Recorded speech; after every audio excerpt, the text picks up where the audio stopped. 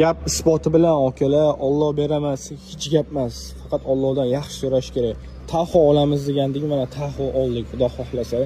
Qochoq o'zida bugun 2023-yilgi Taho mashinasi.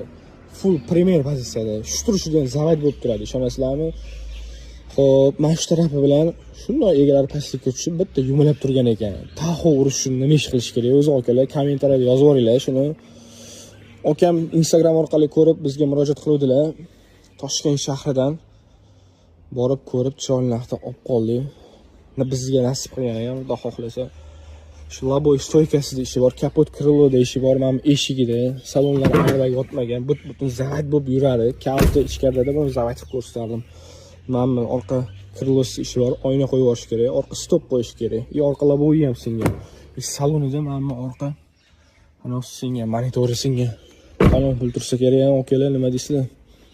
Biladiganlar bo'lsa yozib olsin. Bu taraflari butun faqat shu kapot krilosi ishi bor, ichiga o'tmagan, umuman zavat bo'lib yuradi.